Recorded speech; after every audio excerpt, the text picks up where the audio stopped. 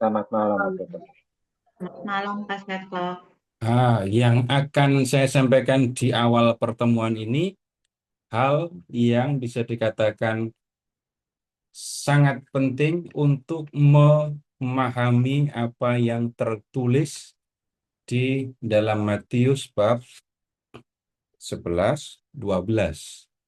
Jadi dari ini pertemuan yang ke berapa tadi? 2, 3, 4. Ini ada kaitan.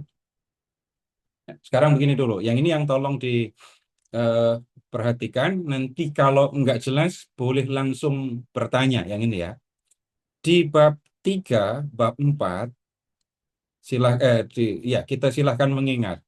Hal utama yang diberitakan oleh Tuhan Yesus itu adalah datangnya kerajaan surga. Ingat, bertobatlah sebab kerajaan surga sudah dekat.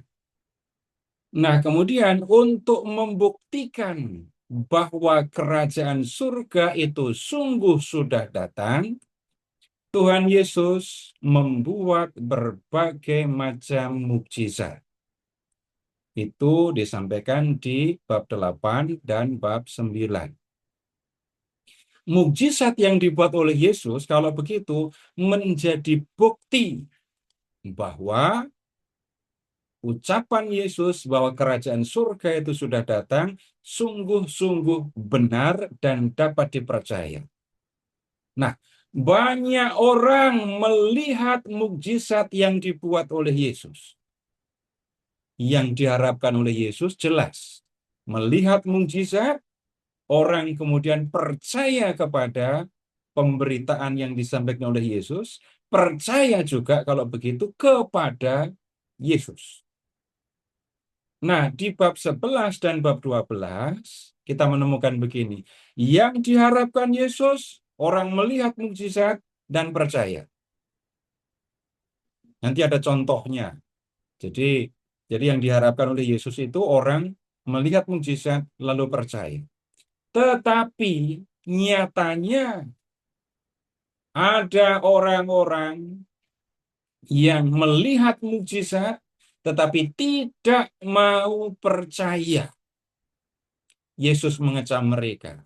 Lalu ada lagi, bukan hanya menolak, tapi ada juga yang menentang Yesus dan menentang apa yang diajarkan oleh Tuhan Yesus.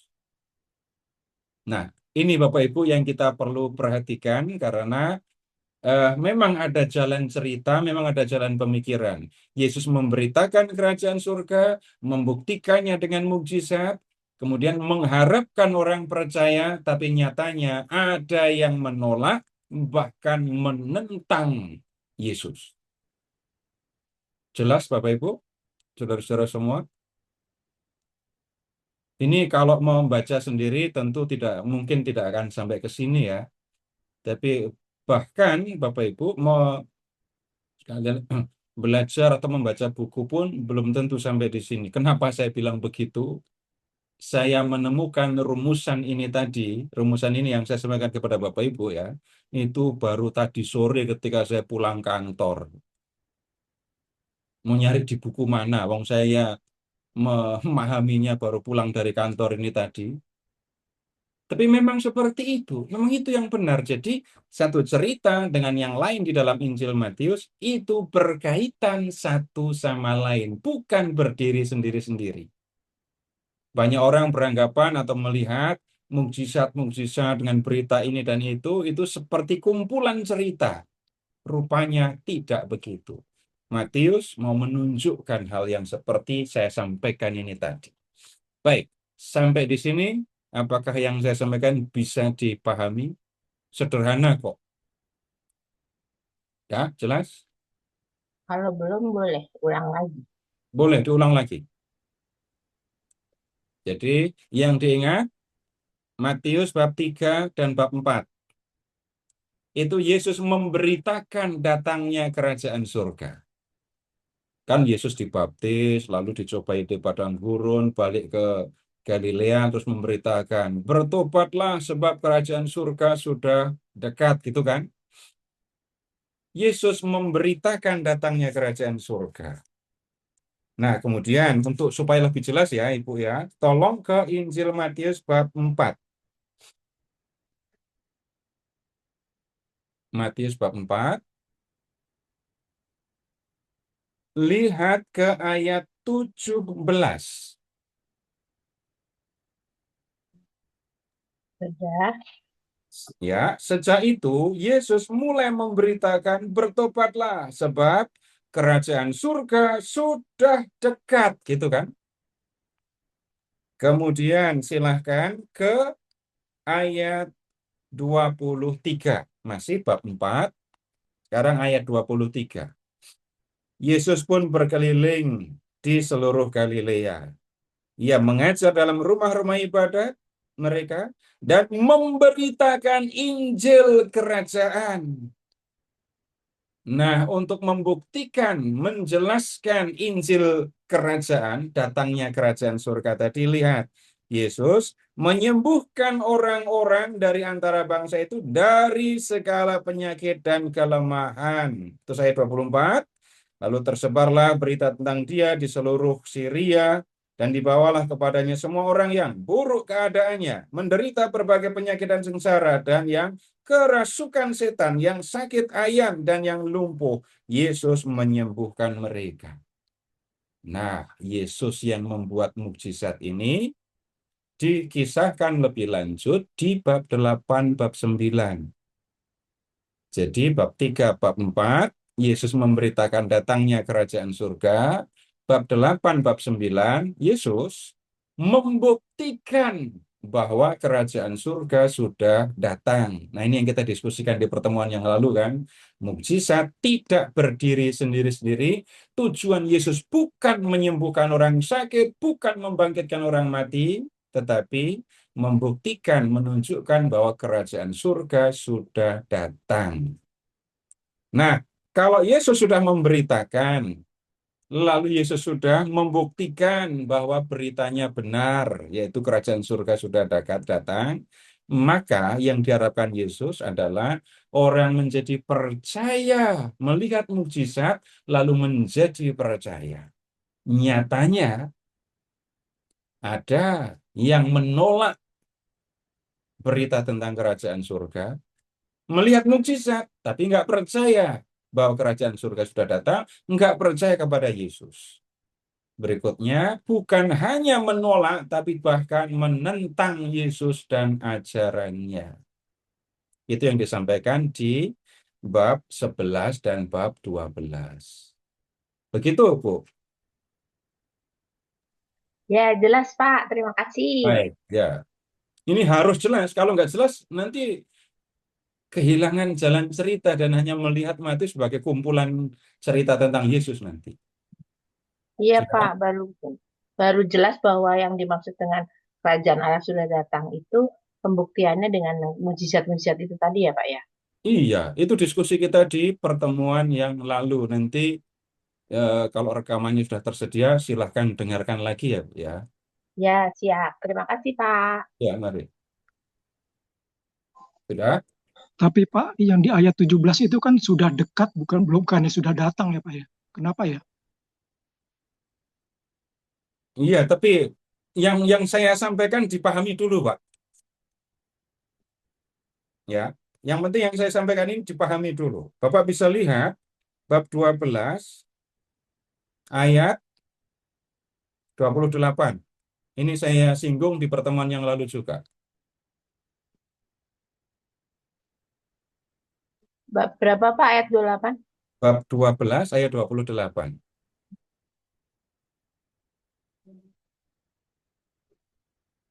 Apa yang ditulis di situ? Kerajaan Allah sudah datang kepadamu. Nah, itu contoh membuktikan. Jika aku mengusir setan dengan kuasa roh Allah, jika aku mengusir setan ya dengan kuasa roh Allah, maka sesungguhnya kerajaan Allah sudah datang padamu. Eh, tunggu, lawannya dekat itu apa? Jauh. Jauh. Nah, akan menjadi pertanyaan atau persoalan kalau jika aku mengusir setan, dengan kuasa Roh Allah, maka sesungguhnya kerajaan Allah sudah jauh atau masih jauh. Nah, itu masalah. Kalau sudah datang, itu dekat apa jauh? Sangat dekat, Dekat. Sangat dekat. nempel. Kalau dalam bahasa Inggris ada yang menggunakan kata at hand. Jadi bukan kontras, dekat dengan datang itu bukan hal yang berlawanan. Karena sudah datang, maka dekat. Nah, begitu. Bukan OTW, tapi sudah datang. Begitu, Pak. Ya, Terima kasih. ya, jelas? Baik, sekarang kita ke bab 11.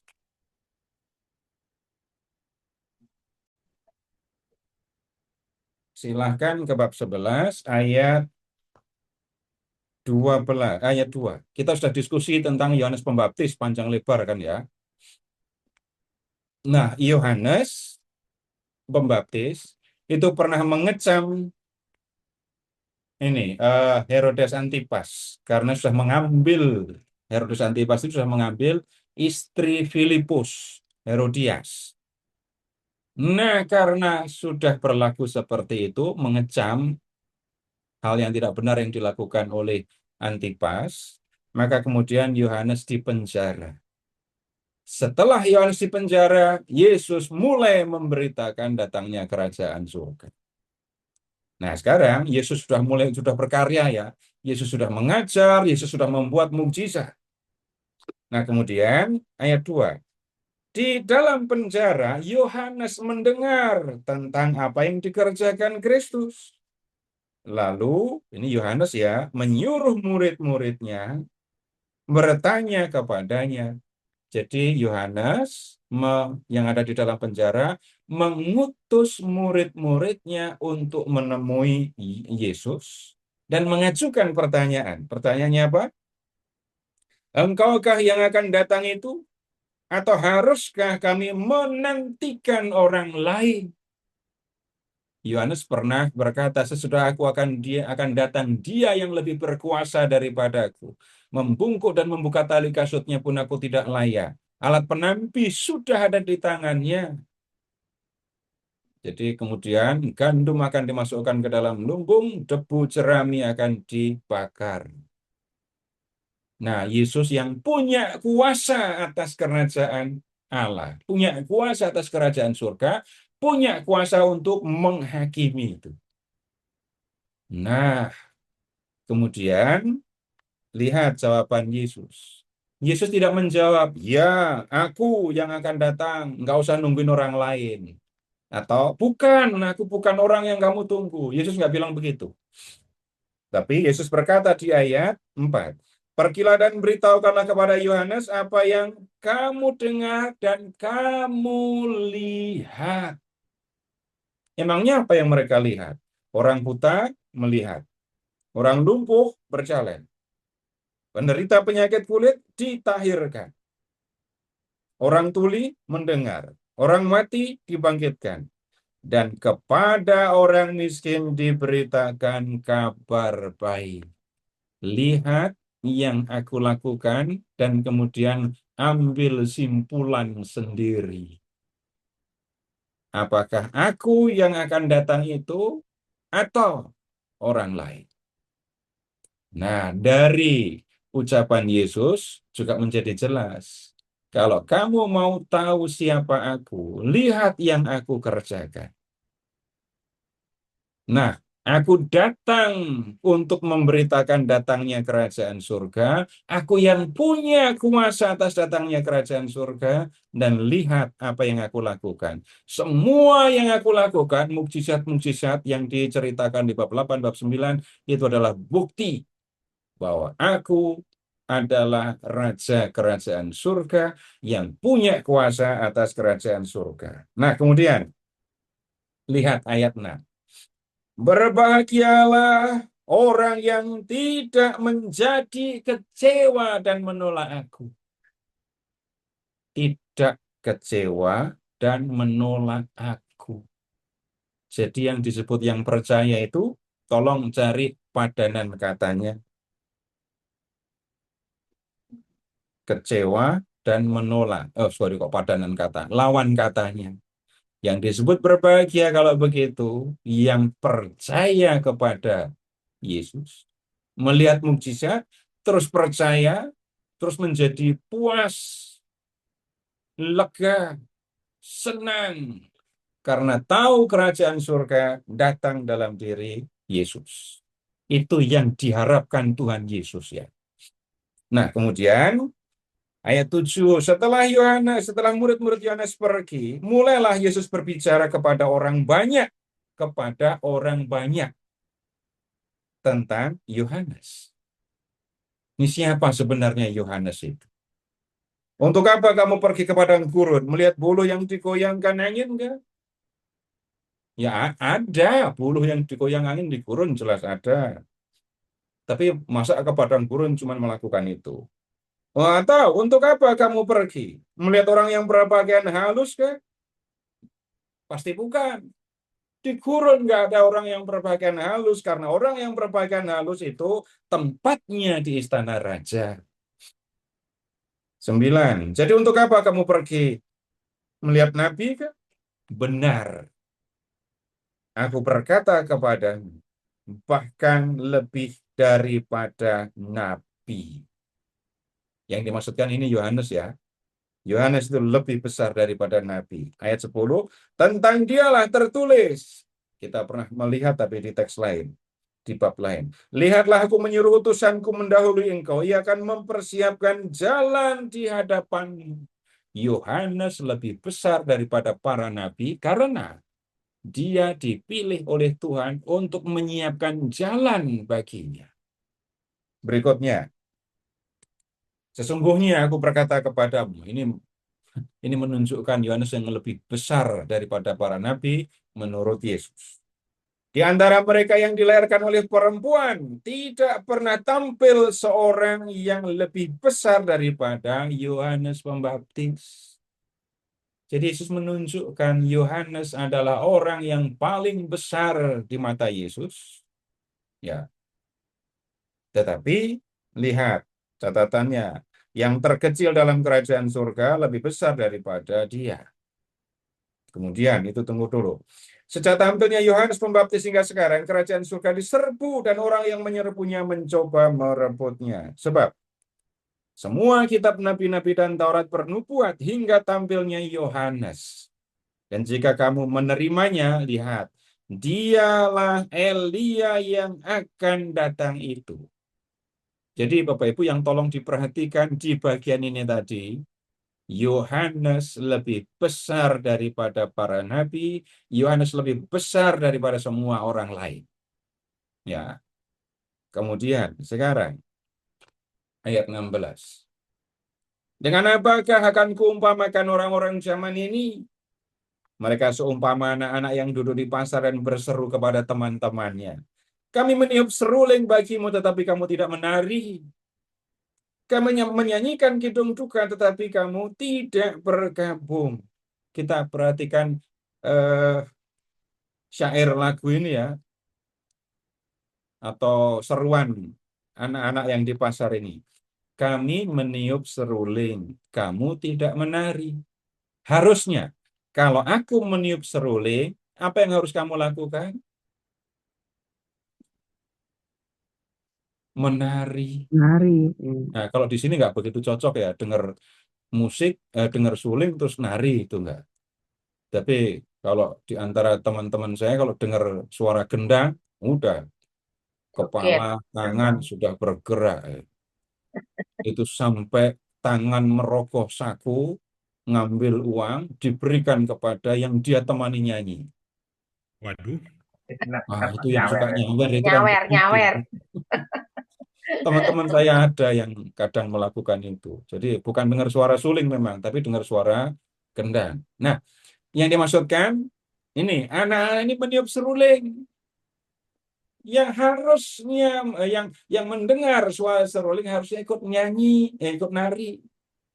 Sebaliknya, kami menyanyikan kidung duka, kamu nggak bereaksi juga. Kamu tidak meratap, tidak ikut meratap bersama aku ketika, lihat, aku menyanyikan kidung duka. Jadi orang-orang ini nggak bereaksi seperti yang diharapkan oleh anak-anak ini. Ini Tuhan Yesus ngomongin siapa? Lihat ya, ayat 18. Sebab Yohanes datang, ia tidak makan, tidak minum, dan mereka berkata, ia kerasukan setan. Terus 19. Kemudian anak manusia datang, ia makan dan minum, dan mereka berkata, lihatlah, ia seorang pelahap dan peminum, sahabat pemungut cukai dan orang berdosa. Yesus dan Yohanes mengalami nasib yang sama. Yohanes banyak puasa, tinggal di gurun, gitu kan. Lalu orang mengatakan, kerasukan setan orang itu, nggak pernah mau makan. Lalu Yesus datang, Yesus makan, Yesus minum. Makan minum bersama pemungut cukai. Terus orang-orang pada bilang apa? Pelahap, peminum, teman pemungut cukai. Nah, Yesus dan Yohanes itu seperti anak-anak yang berseru di pasar itu. Lalu orang-orang yang menolak mereka itu seperti orang-orang yang dimaksudkan tidak mau menari, tidak mau bergabung. Jadi baik Yesus maupun Yohanes menghadapi hal yang sama, penolakan. Nah, kemudian yang berikutnya ini Yesus bicaranya lebih keras. Ya, agak sulit dibuktikan. Maksudnya saya pun belum menemukan keterangan yang memadai, tapi isi dari perikop ini mudah sekali dipahami. Ayat 20. Yesus mengecam beberapa kota ini. Lalu Yesus mulai mengecam kota-kota yang tidak bertobat, sekalipun di situ ia paling banyak melakukan mukjizat. Bertobatlah, kerajaan surga sudah dekat. Bertobatlah, kerajaan surga sudah dekat. Dekatnya, datangnya kerajaan surga dibuktikan dengan banyak mukjizat. Nah, Yesus membuat banyak mukjizat di kota-kota ini. Tapi orang-orangnya tidak bertobat, tidak percaya kepada berita tentang kerajaan surga, dan karena tidak percaya, maka mereka tidak mau bertobat. Nah, yang saya sampaikan sulit dibuktikan, ini tentang bagaimana mereka itu tidak bertobat. Mereka tidak percayanya itu seperti apa, itu yang tidak kita temukan di teks. Baik, sekarang ayat 21. Celakalah engkau, Korazim. Celakalah engkau, Betsaida. Sebab jika di Tirus dan di Sidon terjadi mukjizat-mukjizat yang telah terjadi di tengah-tengah kamu, sudah lama mereka bertobat dengan berkain kabung dan abu. Tetapi aku berkata kepadamu, pada hari penghakiman, tanggungan Tirus dan Sidon akan lebih ringan daripada tanggunganmu. Nah, yang tolong diperhatikan, Khorazin, kemudian Betsaida. Ini dua kota yang ada di wilayah Galilea. Di kota ini, Yesus membuat banyak mukjizat. Sekali lagi, harusnya penduduk kota ini melihat mukjizat Yesus, percaya kepada berita mengenai kerajaan Allah, dan kemudian bertobat. Tetapi itu tidak terjadi. Lalu Yesus menyampaikan bandingan, Tirus dan Sidon itu wilayah yang ada di luar wilayah orang Yahudi. Jadi ini bukan orang Yahudi yang dimaksudkan. Tirus, Sidon itu bukan wilayah Yahudi. Bapak Ibu bisa melihatnya di pinggir Laut Tengah. Lalu Yesus mengatakan, kalau mukjizat yang kalian lihat di kota kalian ini terjadi saat aku lakukan di Tirus dan di Sidon, Mereka itu sudah lama percaya kepada berita yang aku sampaikan, sudah lama mereka bertobat. Nah, kemudian Bapak Ibu tolong mengingat waktu Tuhan Yesus masih kecil, yang datang menyembah Yesus, Injil Matius ya, ini Injil Matius ya, yang datang menyembah Yesus itu siapa? Simeon Hana. Majus. Ini Matius, Simeon, Hana, dan Lukas, dan mereka tidak menyembah Yesus. 3 raja, Dari Pak. timur. Ya, orang Majus itu. Mereka itu orang mana? Orang Yahudi kah? Bukan. Mereka bukan orang Yahudi, datang dari jauh, percaya bahwa Yesus adalah raja orang Yahudi. Orang-orang di sekitar Yerusalem, Bethlehem, termasuk Herodes, nggak percaya.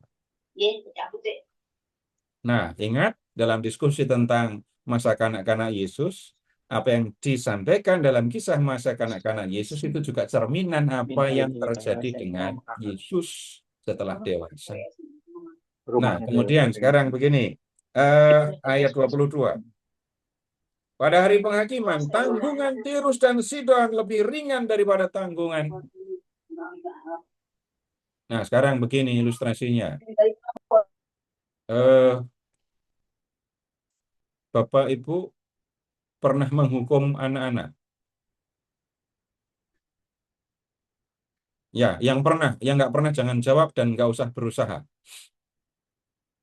Tapi biasanya masih anak-anak kan yang dihukum. Tetapi pertanyaan berikutnya, anak umur berapa yang ibu bapak hukum waktu itu? SD, Pak.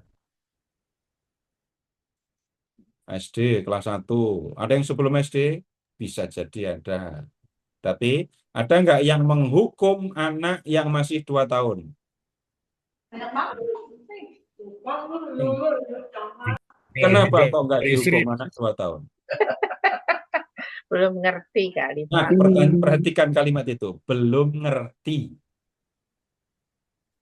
Ya. Nah, sekarang begini. Orang Tirus, orang Sidon itu nggak ngerti tentang kerajaan Allah, nggak ngerti mujizat yang dibuat oleh Yesus, nggak ngerti seruan bertobat.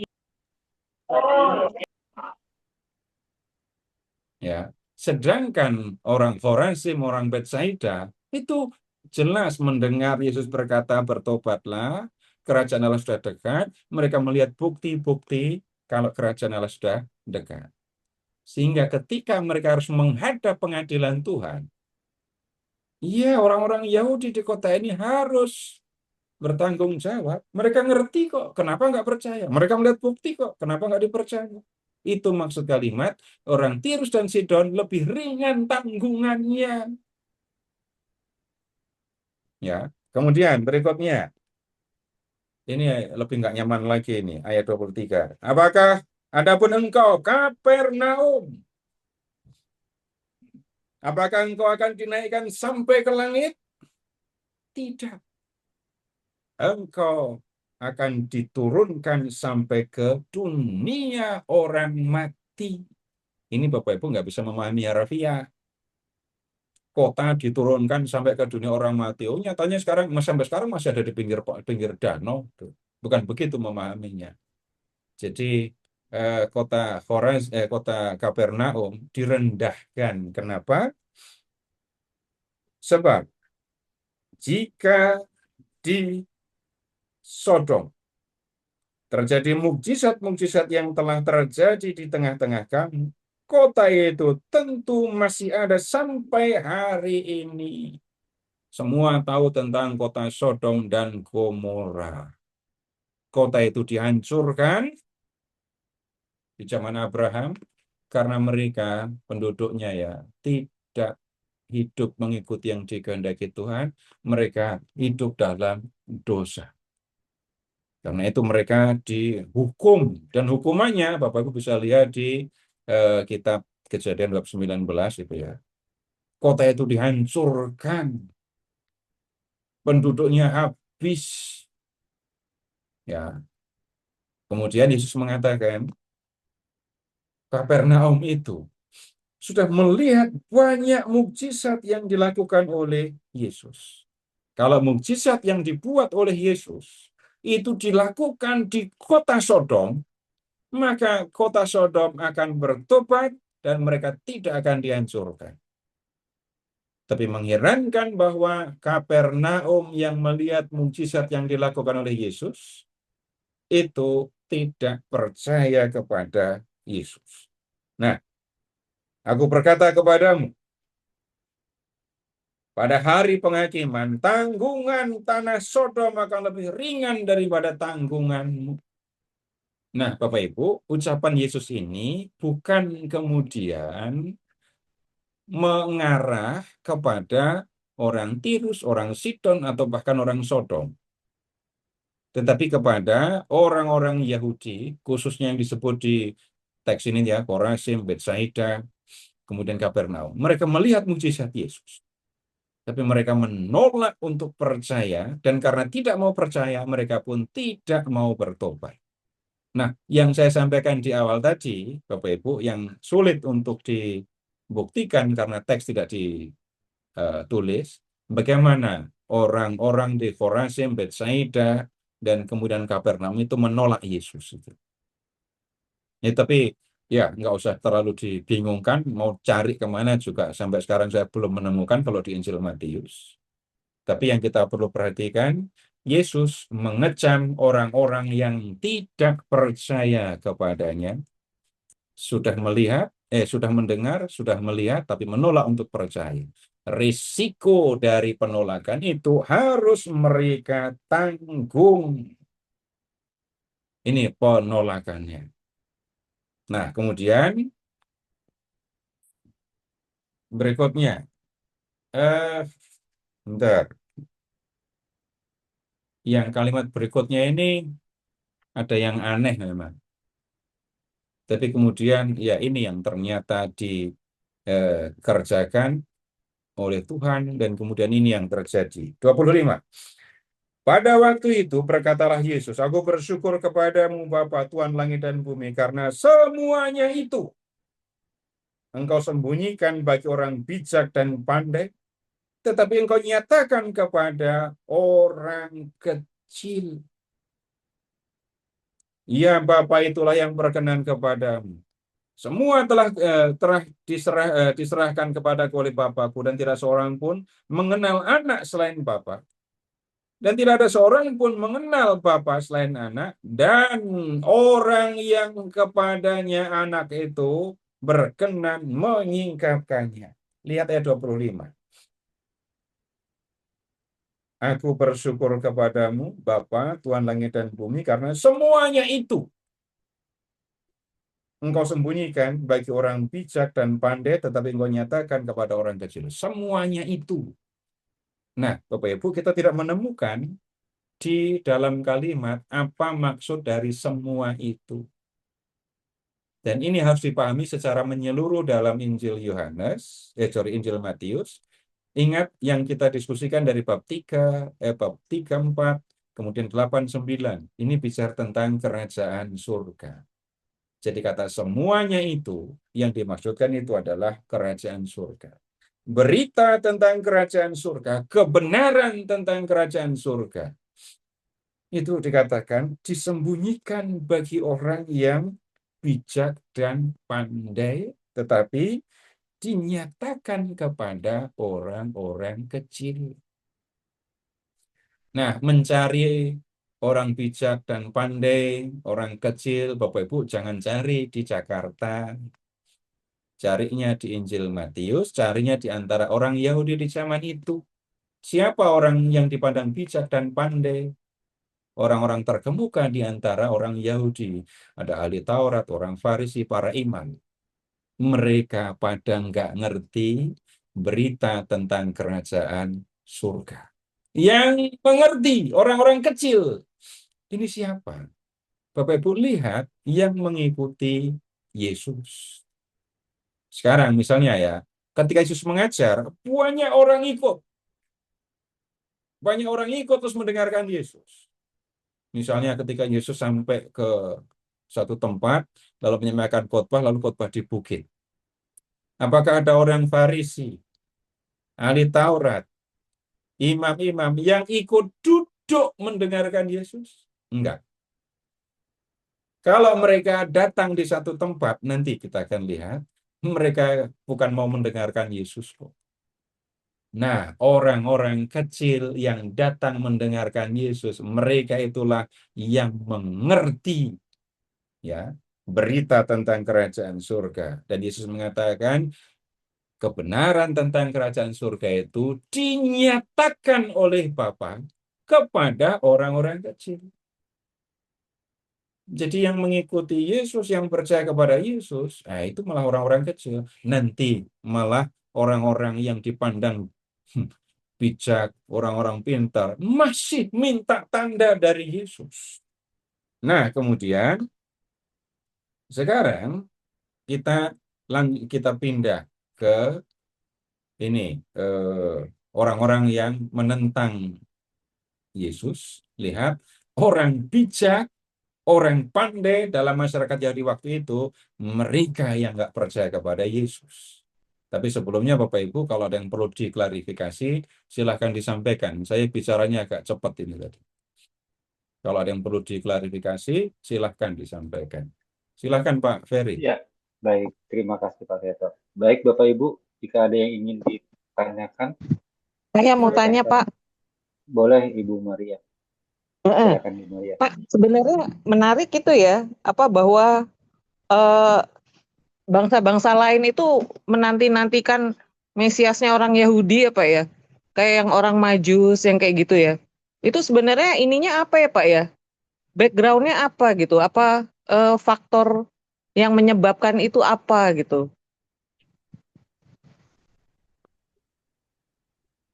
Orang Yahudi itu punya keyakinan tersendiri. Ya, Hmm. gini, ini ilustrasi ya. Mm-mm. Saya itu belajar kitab suci. Saya belajar kitab suci sampai S2.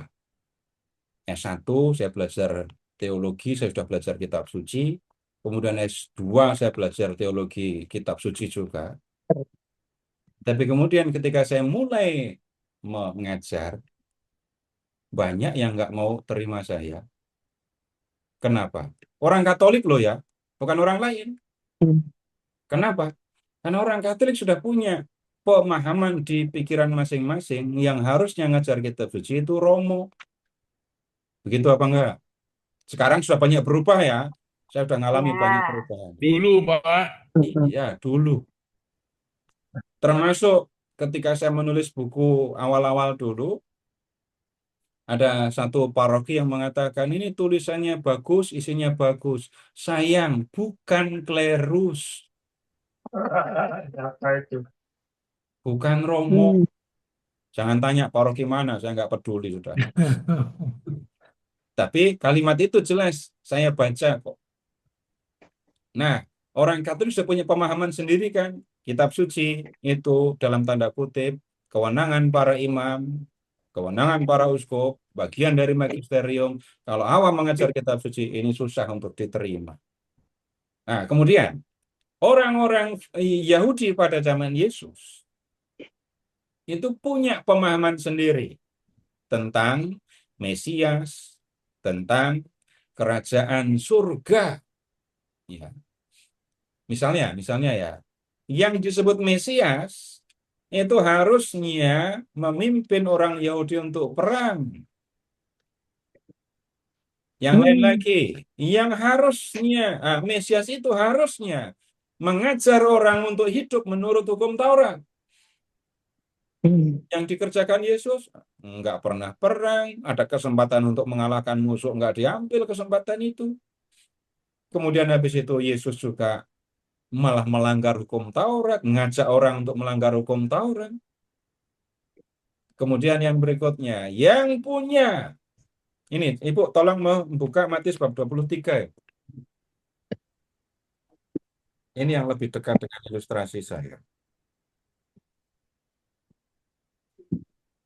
Bab 23. baca ayat 2 dan 3. Ahli, Mati.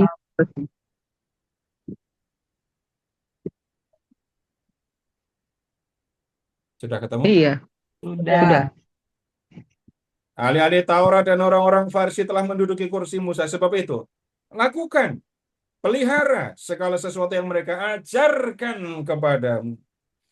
Tetapi jangan turuti perbuatan mereka karena mereka mengajarkannya tetapi tidak melakukannya.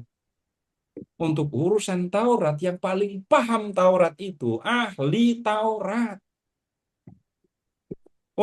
Dan kemudian kebanyakan ahli Taurat itu dari kalangan Farisi.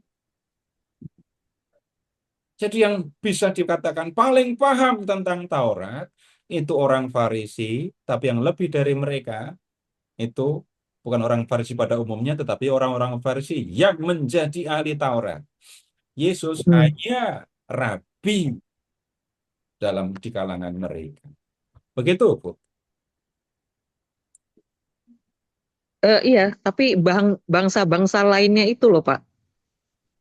Oh, Kok pertanyaan mereka tadi, bisa kok mereka bisa ikut menanti-nantikan Mesiasnya bangsa Yahudi? kalau disebut menanti-nantikan, kita tidak menemukan teksnya itu. Tetapi ada orang-orang bukan Yahudi yang mengalami mukjizat Yesus, mengalami perjumpaan dengan Yesus.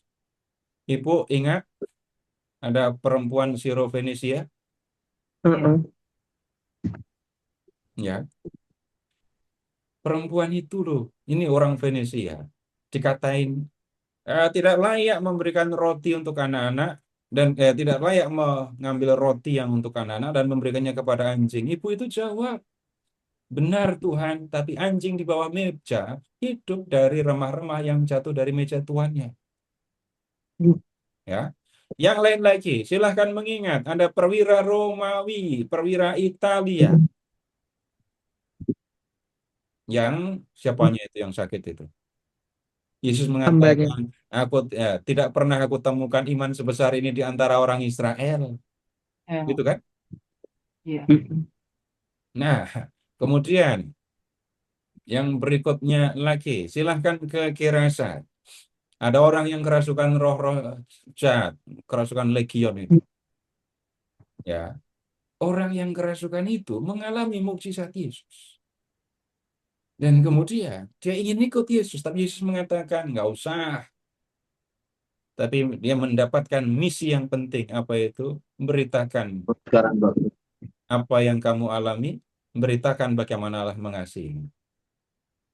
Nah, kemudian sekali lagi kalau bicara tentang orang Majus, yang kita temukan, mereka melihat tanda bintang dan kemudian mengambil simpulan ini tanda seorang raja besar sudah lahir. Maka mereka mengambil simpulan kita harus pergi menghadap raja itu. Ini menjadi penting. Contoh lain juga Bapak Ibu. Bangganya seorang pengikut Yesus itu bukan ketika Yesus melakukan sesuatu untuk saya, tetapi ketika saya melakukan sesuatu untuk Yesus. Datang membawa persembahan itu kegembiraan tiga orang Majus itu. Jangan berlaku seperti orang-orang yang sekarang ini agak aneh ini. Bangga ketika Yesus mengerjakan sesuatu untuk saya, pakai bahasa sinis, bangga kalau bisa perintah-perintah Yesus, terus Yesus nurut sama saya. Nah, begitu. Nah, Makasih, jadi kalau Pak. yang teks ini tadi, ini bukan ngomongin orang Tirus, Sidon, atau Sodom. Yang diomongin adalah orang-orang Yahudi yang menolak Yesus. Dan Yesus membuat perbandingan. Seandainya, gitu loh. Orang-orang itu melihat mukjizat, pasti mereka sudah percaya, sudah bertobat. Begitu. Lanjut Pak Ferry. Ya, baik.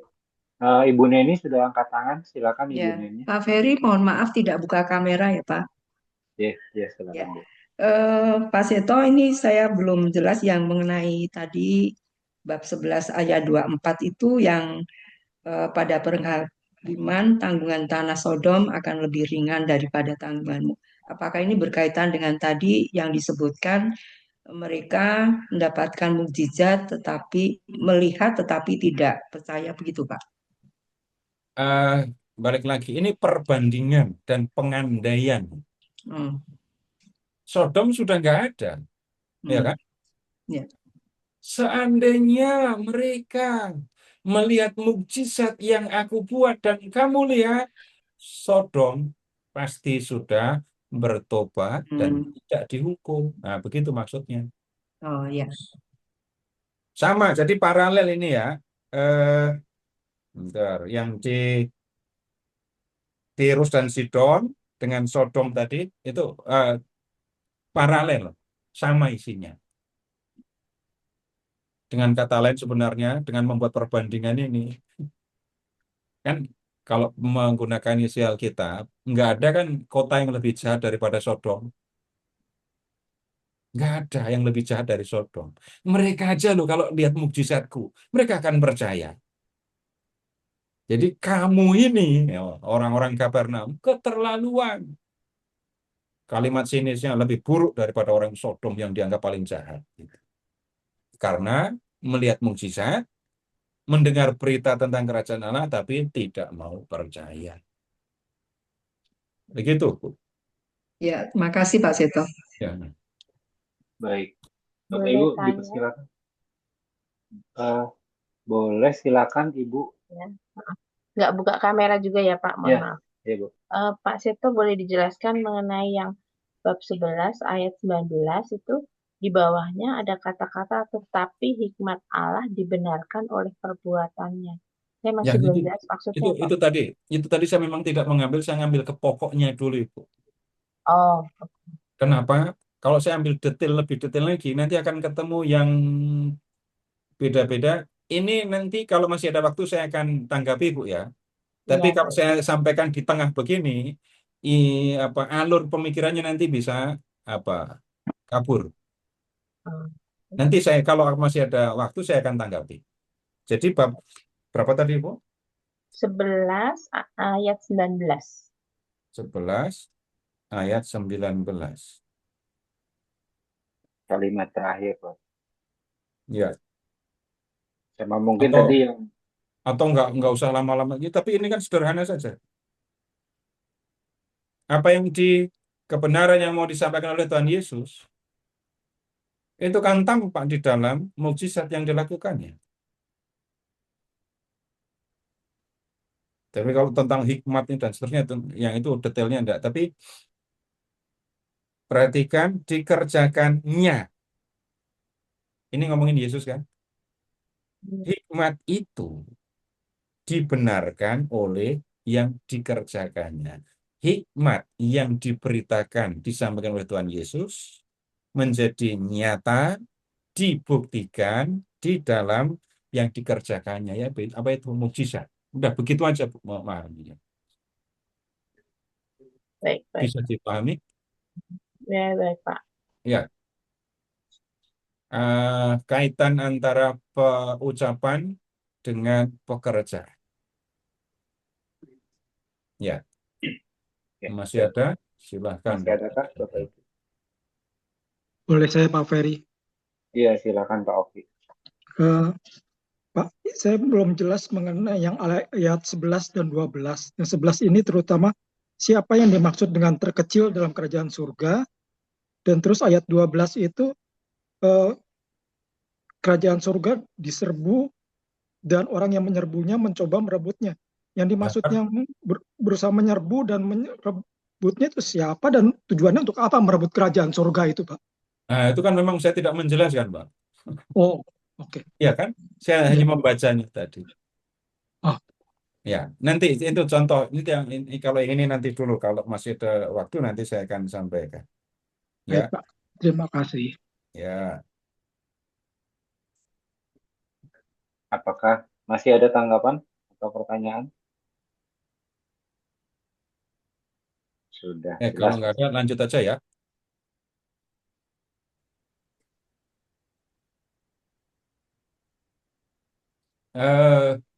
Ingat lagi ayat 25, 11:25. Ya. Semuanya itu engkau sembunyikan dari orang bijak dan pandai, tetapi engkau nyatakan kepada orang kecil. Siapa orang bijak dan pandai? Para pemuka agama Yahudi. Di situ ada para imam, kemudian orang Farisi, lalu di kalangan orang Farisi ada yang lebih pintar dari orang pada umumnya, yaitu ahli Taurat. Nah, berita tentang kerajaan Allah tersembunyi bagi mereka. Mereka melihat mukjizat tapi menolak untuk percaya. Bab 12 sekarang. Pada waktu itu, pada hari Sabat, Yesus berjalan melewati ladang gandum. Ya, kemudian karena lapar, murid-muridnya mulai memetik bulir gandum dan memakannya.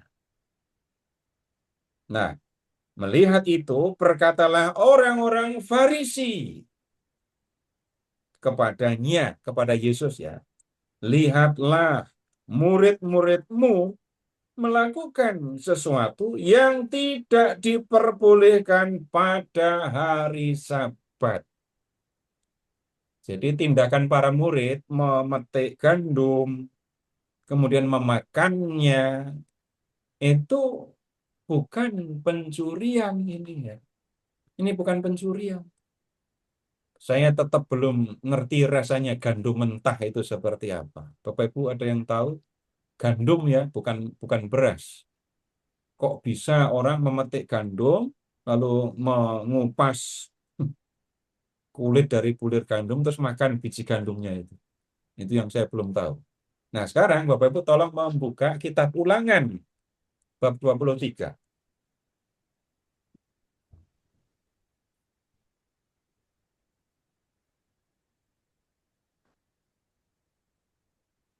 Ulangan bab 23.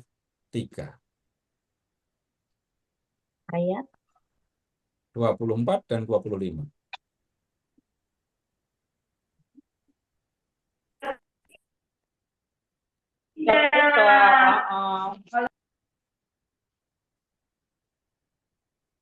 Apa yang dikatakan di situ? Ayat 25.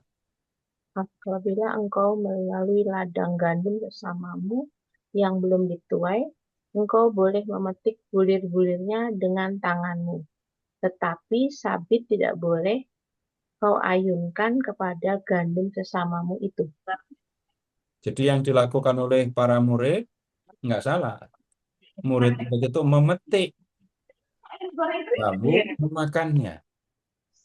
Ini cara yang disampaikan di dalam Taurat tentang bagaimana menolong orang tanpa orangnya sendiri hadir. Orang yang sedang dalam perjalanan bisa jadi mereka lapar. Kemudian kota yang satu itu kan terpisah jauh dari kota yang lain. Dan belum ada toko di sepanjang jalan dari satu kota ke kota lain. Ladang, gandum, kebun anggur adanya di luar kota semua. Orang yang lapar, lemah karena lapar, boleh petik gandum, boleh petik anggur, makan di tempat. Jangan bawa sabit, jangan bawa karung, bawa pulang. Enggak. Ini cara menolong orang yang kesulitan, yang lapar dalam perjalanan. Ya. Nah, apa yang dilakukan oleh para murid enggak ada masalah. Jadi urusannya bukan mereka mencuri gandum. Ya. Tetapi ya, kembali ke Injil Matius bab 12. Orang-orang Farisi mengatakan, murid-muridmu melakukan sesuatu yang tidak boleh dilakukan di hari Sabat. Apa itu? Memetik gandum. Memetik gandum. Nah, kemudian sekarang mereka kan orang Farisi. Orang Farisi itu bangga dengan hukum Taurat. Mereka bangga dengan Taurat, mereka belajar sungguh-sungguh.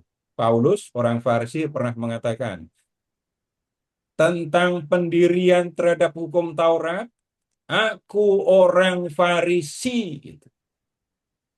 Nah, kemudian sekarang ketika mendengar ucapan seperti itu, Bapak Ibu, Tuhan Yesus langsung mengutip 3 3 bagian dari kitab suci. Ada perikop, ada hukum, dan sekedar ada kutipan. Lihat dulu ke ayat 3. Jawabnya kepada mereka, tidakkah kamu baca apa yang dilakukan Daud ketika ia dan orang-orang yang menyertainya lapar, bagaimana ia masuk ke rumah Allah dan bagaimana mereka makan roti sajian yang tidak boleh dimakan, baik oleh dia maupun oleh mereka yang menyertainya, kecuali imam-imam. Ini ngomongnya sama orang Farsi yang jagoan tentang Taurat, gitu ya. Maka kemudian Yesus sebenarnya mengutip hukum dalam Taurat. Silahkan ke kitab Imamat. Silahkan ke kitab Imamat. Bab 24.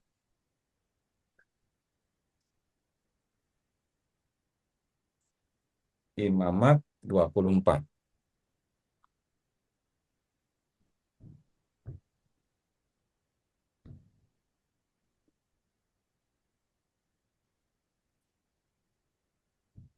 Kita tidak mengenal kebiasaan yang seperti ini. Jadi kita harus melihat hukumnya. Ya. Ayat 5. Engkau harus mengambil tepung terbaik dan membakar 12 roti bundar darinya. Setiap roti bundar harus dibuat dari 2/10 eva. Engkau harus mengaturnya 2 susun, 6 buah sesusun, di atas meja dari emas murni di hadapan Tuhan. Ini yang disebut roti sajian. Ya. Kemudian ayat 8. Setiap hari Sabat, ia harus tetap mengaturnya di hadapan Tuhan. Jadi roti sajian itu diganti setiap Sabat. Ya. Ayat 9. Roti itu untuk Harun serta anak-anaknya. Ini imam besar dan imam. Dan mereka harus memakannya di satu tempat yang kudus.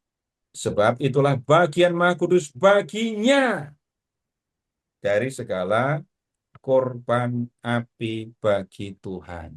Jelas, roti sajian hanya boleh dimakan oleh para imam, gitu ya. Lalu yang dilakukan oleh Daud, 1 Samuel bab 21.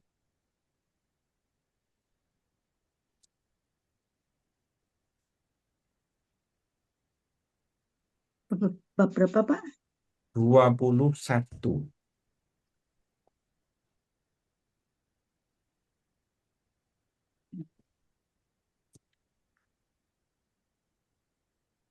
Ayat 1 Samuel 21 dari ayat 1. Jadi ceritanya Daud itu sedang melarikan diri dari Saul. Lapar.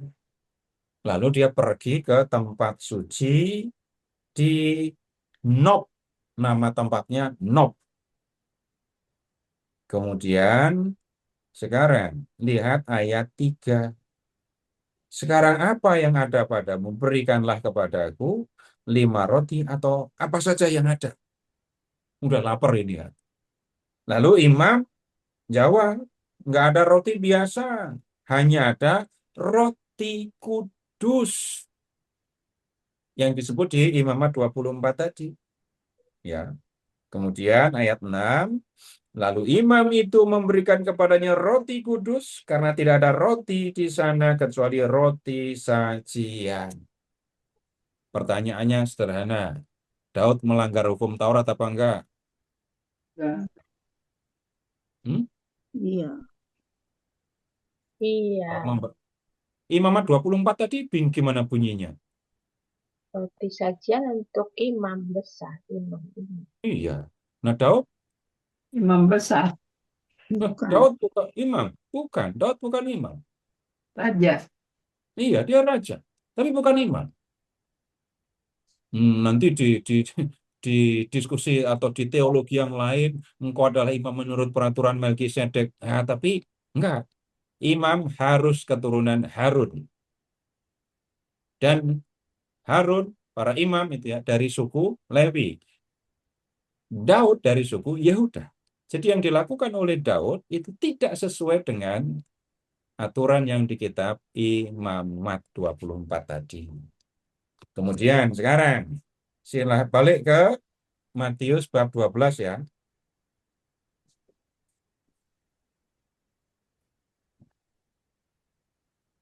Ayat 5.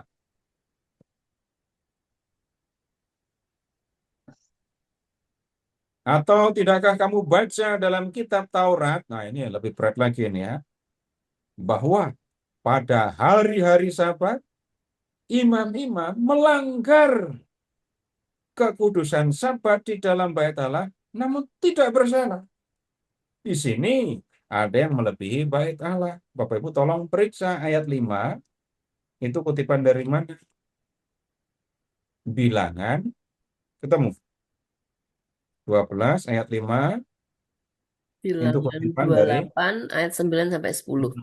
silakan dibuka kitab Bilangan. Jangan.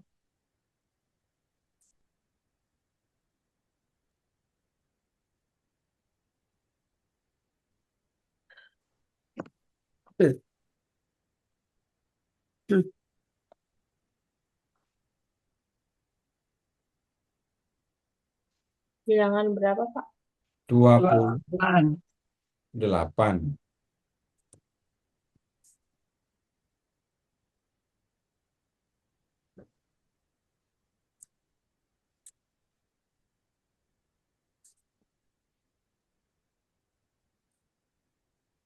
Ayat Ayat berapa tadi ya?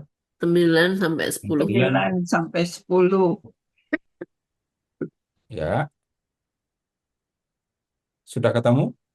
Sudah. Perhatikan keterangan waktunya ayat 9.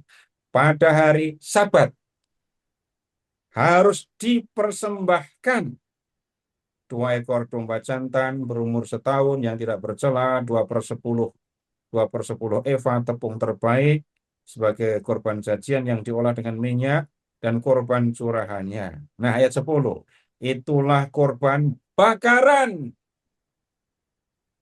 pada setiap Sabat. Selain korban bakaran yang tetap dan korban curahan. Perhatikan ayat 9. Sabat, domba, kemudian korban bakaran. Bagaimana cara mempersembahkan korban ini? Namanya korban bakaran. Dibakar. Ya, harus dibakar. Ya. Kemudian sekarang tolong Bapak Ibu membuka kitab Keluaran.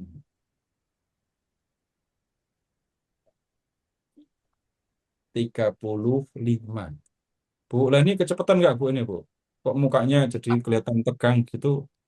Kayaknya mau marah karena kecepatan buka teksnya ya? Ya, saya kurangi kecepatannya. Keluaran berapa, Pak? Keluaran 35. Iya. 3. Pada hari Sabat jangan menyalakan api di semua tempat kediamanmu. Baik. Jadi, kalau hari Sabat, aturannya gimana menurut Taurat? Nggak boleh ada kurban bakaran. Nggak boleh menyalakan api kan? Api. Bagaimana mempersembahkan korban bakaran nggak pakai api? Rebus. Ya, korban rebusan jadinya. Rebus juga pakai api. Iya. Iya. Nah, ini yang dimaksudkan oleh Tuhan Yesus. Dalam hukum Taurat dikatakan di hari Sabat orang tidak boleh menyalakan api. Loh, kok imam-imamnya malah nyalain api? Ya. Kemudian balik lagi ke Injil Matius. Belum selesai kutipannya ya. Orang Farisi itu cuma nanya satu kalimat. Yesus jawabnya berapa kitab ini tadi? Iya, bolak-balik terus. Nah, sekarang kembali ke Matius 12 ya. Aku berkata kepadamu, di sini ada yang melebihi bait Allah. Terus ayat 7, kutipan lagi. Sekiranya kamu mengerti maksud firman ini, yang ku kehendaki ialah belas kasihan dan bukan persembahan, tentu kamu tidak akan menghukum orang yang tidak bersalah. Ayat 7 itu kutipan dari kitab Nabi Hosea bab 6 ayat 6. Tapi memahaminya sederhana saja kok. Coba lihat aja bab Matius 12 ayat 7. Yang dikehendaki oleh Allah itu apa? Belas kasihan. Apakah Allah itu menghendaki persembahan? Enggak, gitu. Allah menghendaki kamu berbelas kasih kepada sesamamu. Memangnya Bapa di surga perlu makan dan kamu harus kirim makanan dari bumi ini kepada Bapa di surga? Yesus bilang, Ya. enggak. Yang dikehendaki Bapa adalah kamu menaruh belas kasihan kepada sesamamu. Nah, kemudian coba lihat kembali ke ayat 1. Murid-murid tadi memetik gandum ada alasannya kan? Kenapa? Lapar. Lapar. Oh, kalau sudah lapar, tunggu. Bapak Ibu, orang lapar itu kan mendapatkan perhatian serius ya.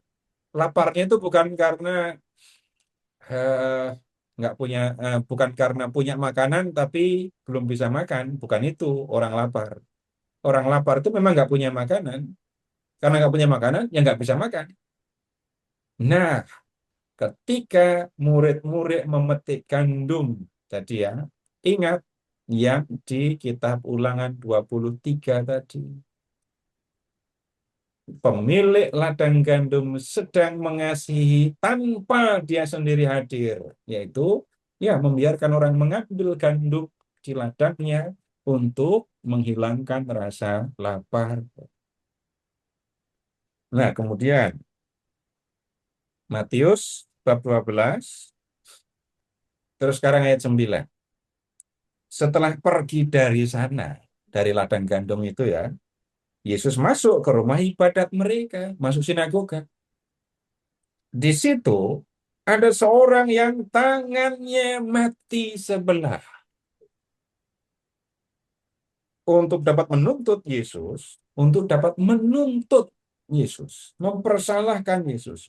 Mereka bertanya kepadanya. Jadi merekanya siapa ini ya? Lihat ayat 9. Mereka bertanya kepadanya. Ini siapa mereka? Nah, ini bisa dicari di perikop sebelumnya. Orang Farisi pasti. Yesus di ladang gandum, orang Farisi ada di situ. Yesus pindah ke rumah ibadat, ke sinagoga. Orang Farisi ngikut. Terus mereka bertanya, bolehkah menyembuhkan orang pada hari Sabat? Jawab Yesus, ganti nanya ya. Tapi pertanyaan ini lebih pedas lagi ini. Ayat 11. Jika seorang di antara kamu mempunyai seekor domba dan domba itu terjatuh ke dalam lubang pada hari Sabat, tidakkah ia akan mengambil dan mengeluarkannya? Jadi orang-orang Farisi itu kan juga punya ternak ya, misalnya domba gitu ya. Pada hari Sabat, dombanya masuk ke lubang. Apakah orang itu akan tunggu ya, Sabat selesai, baru aku akan keluarkan kamu dari lubang? Itu aja domba itu ya. Mereka tolong kok biarpun hari Sabat. Nah, kemudian Yesus mengatakan, manusia jauh lebih berharga daripada domba.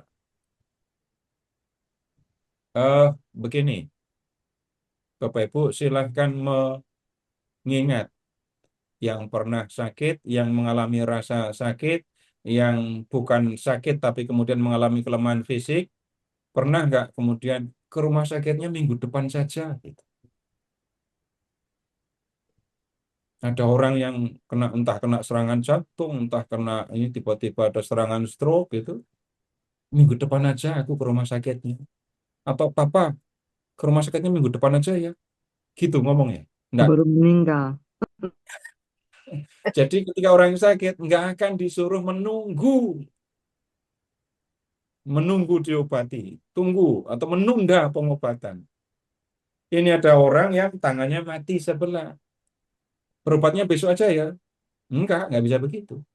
Yesus menunjukkan orang sakit sekarang, obati sekarang.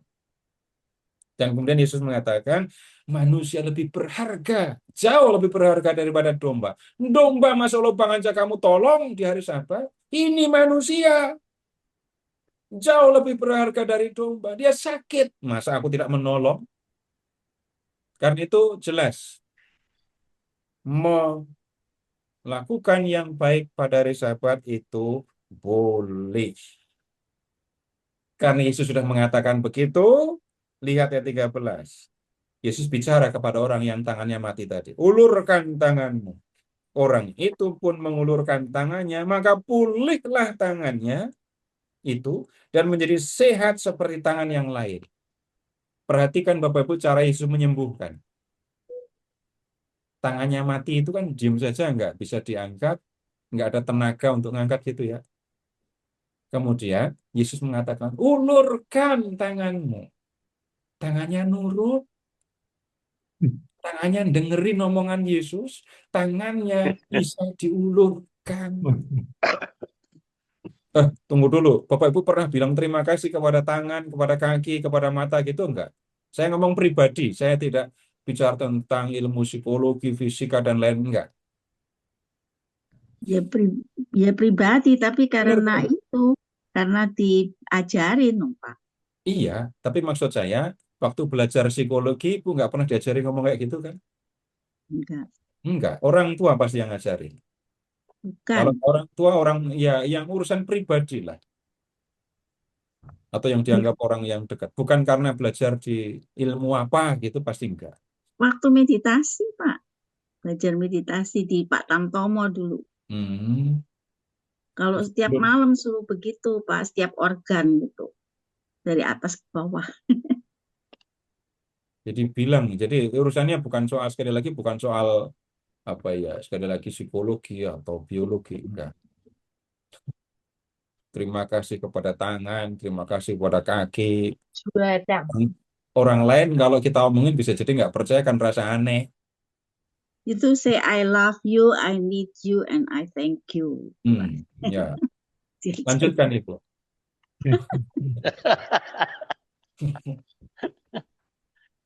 Nah, kemudian begini, cara Yesus menyembuhkan sederhana sekali kan. Orang ini tidak bisa menggerakkan tangannya nggak punya tenaga. Ulurkan tanganmu.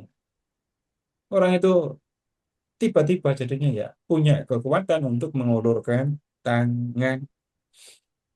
Nah, kemudian ayat 14. Perhatikan sungguh-sungguh ayat 14. Lalu keluarlah orang-orang Farisi itu dan membuat rencana untuk membunuh orang-orang Korazim, Betsaida, kemudian orang Kapernaum nggak sampai level ini. Orang-orang yang dianggap sebagai orang bijak, orang pandai di antara orang-orang Yahudi, orang Farisi, itu menolak Yesus, nggak paham, menolak, menentang, dan sampai pada level mau membunuh Yesus. Kemudian, yang ini yang lebih berat lagi. Sekarang silahkan ke ayat 22.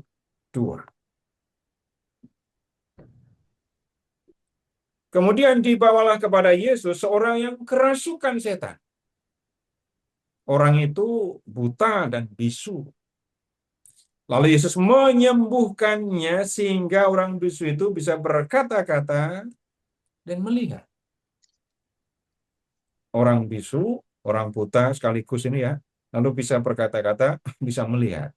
Wajar kalau ayat 23, takjublah sekalian orang banyak itu, dan mereka bilang, apakah dia ini anak Daud? Apakah dia ini Mesias? Nah, begitu membacanya. Karena anak Daud itu sudah menjadi sebutan untuk Mesias. Namun, ketika orang Farisi mendengarnya, mereka berkata, orang ini mengusir setan dengan kuasa Beelzebul, pemimpin setan. Bapak Ibu pernah ketemu setan sebaik ini? Nggak ada. Mana ada. Ketemu setan aja enggak, apalagi setan yang baik. Nah, enggak ketemu juga ya kata setan yang baik kan ya. Jadi orang Farisi malah menuduh Yesus mengusir setan, membuat orang bisu dan buta ini langsung bisa bicara, terus bisa melihat. Ini tuduhannya, oh dia mengusir roh setan, menyembuhkan sakitnya atau cacatnya itu dengan minta bantuan pemimpin setan. Nah, kalau tentang pemimpin setan, Bapak Ibu perhatikan di ayat 26 ada iblis. Kemudian di sini ada Beelzebul, tapi saya khawatir orang Katolik lebih akrab dengan Lucifer. Nah, sama saja itu semua. Ya. Kemudian ayat 25. Yesus mengetahui pikiran mereka lalu berkata kepada mereka. Jawaban Yesus panjang sekali juga loh ya. Seperti waktu di ladang gandum tadi. Ayat 25. Setiap kerajaan yang terpecah pasti binasa. Setiap kota atau rumah tangga yang terpecah tidak akan bertahan. Demikianlah juga kalau iblis mengusir iblis. Ia pun terpecah melawan dirinya sendiri. Bagaimanakah kerajaannya akan bertahan? Nah, bicara tentang kerajaan. Kalau kerajaan itu pecah, nggak bisa bertahan. Kota pecah menjadi kelompok-kelompok, kota juga tidak akan bisa bertahan. Keluarga pecah, ya nggak akan bisa bertahan. Iblis melawan dirinya sendiri, ya kerajaannya nggak bisa bertahan. Nyatanya kerajaan iblis waktu itu masih bertahan. Ingat, ada orang kerasukan, ada orang-orang yang menderita sakit karena pengaruh setan, itu tanda kerajaan iblis masih ada. Ya. Jadi kalau Yesus mengusir setan dengan bantuan pimpinan setan, itu kan terjadi perpecahan di dalam kerajaan setan. Itu terjadi perpecahan di dalam kerajaan iblis, dan kerajaan iblis pasti nggak bisa bertahan. Nyatanya kerajaan iblis masih bertahan. Itu bukti Yesus mengusir setan bukan dengan kuasa iblis. Sekarang, kalian mengatakan, aku mengusir setan dengan kuasa Beelzebul atau iblis. Kalian nuduh aku begitu. Sekarang aku nanya kepada kamu. Ya, dengan kuasa siapa pengikut-pengikutmu mengusirnya? Jadi murid-murid orang Farisi itu juga melakukan pengusiran setan. Kalau aku mengusir setan, kamu tuduh aku dengan kuasa Beelzebul, terus dengan kuasa siapa murid-muridmu mengusir setan? Mereka yang jadi hakimmu. Mereka yang akan mengatakan, kamu ngajari murid-muridmu mengusir setan dengan kuasa siapa? Nah, kemudian, belum selesai. Namun, ini Yesus menunjukkan apa makna, apa arti dari tindakan pengusiran setan yang dilakukannya. Namun jika aku mengusir setan dengan kuasa roh Allah, maka kerajaan Allah sudah datang kepadamu. Ini sudah kita diskusikan di pertemuan yang lalu. Jadi kalau aku mengusir setan dengan kuasa roh Allah, itu yang aku lakukan. Dan itu adalah tanda bahwa kerajaan Allah sudah datang. Aku mengusir setan bukan dengan kuasa Beelzebul, tapi dengan kuasa roh Allah. Dan apa yang aku lakukan ini menjadi bukti bahwa kerajaan Allah sudah datang kepada. Nah, sekarang yang berikutnya ayat 29, Bapak Ibu, perumpamannya agak aneh ini.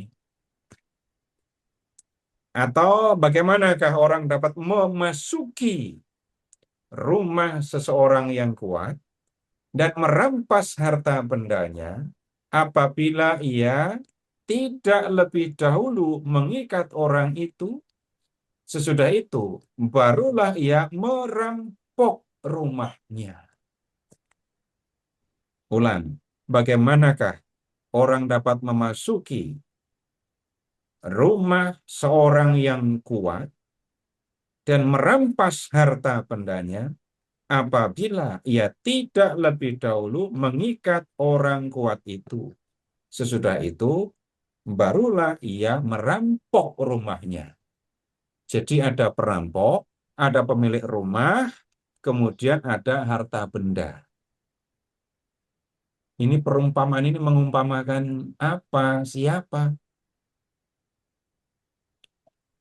Nah, sekarang begini. Dalam peristiwa pengusiran setan, tolong amati, ada Yesus, ada orang yang dikuasai setan, dan ada setannya. Jadi sama ada 3 ya. Ada Yesus, kemudian setan, ada orang yang dikuasai setan. Ada perampok, ada harta benda, ada pemilik rumah. Jadi perumpamaan ini bisa dipahami. Jadi pemilik rumahnya itu mengumpamakan siapa? Jadi 3 ini tadi ya. Pemilik rumah itu mengumpamakan siapa?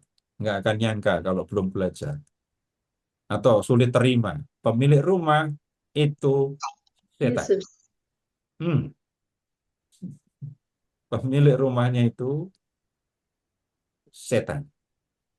Yang jadi harta itu siapa? Orang yang dikuasai setan. Perampoknya siapa? Yesus. Iya, itu yang saya Kira bilang Yesus. perumpamanya nggak biasa ini tadi ya. Perhatikan yang dilakukan perampok. Perhatikan yang dilakukan perampok. Apa? Mengikat pemilik rumah, lalu mengambil hartanya kan? Apalagi dikatakan pemilik rumahnya orang kuat. Jadi perampok itu mengikat pemilik rumah yang kuat, terus ngambil hartanya. Itu yang dikerjakan Yesus kan? Mengalahkan setan untuk bisa mengambil orang yang dikuasai setan tadi. Ini sekali lagi perumpamannya agak nggak biasa. Masa Yesus diumpamakan dengan perampok? Tapi urusannya bukan perampok dalam arti ngambil milik orang lain, itu jahat, itu berdosa, bukan itu. Tapi perhatikan, mengikat pemilik rumah yang kuat, terus mengambil hartanya. Yang dilakukan Yesus, yaitu mengalahkan setannya, terus mengambil orang yang dikuasai oleh setan itu tadi. Nah, kemudian, ini ada kalimat yang kita nggak perlu diskusikan siapa yang tidak bersama aku, itu kasusnya seperti yang tadi itu ya. Kemudian yang berikutnya begini, ayat 31. Bapak Ibu, jangan nengok diri sendiri, lihat teks. Karena itu aku berkata kepadamu, semua dosa dan hujat anak manusia akan diampuni, tetapi hujat terhadap Roh Kudus tidak akan diampuni. Apabila seseorang mengucapkan sesuatu menentang anak manusia, ia akan diampuni. Tetapi jika ia berkata-kata menentang Roh Kudus, ia tidak akan diampuni, baik di masa ini maupun di masa yang akan datang. Baca, pahami berdasarkan apa yang ada dalam perikop ini. Sekali lagi, nggak usah nengok diri sendiri.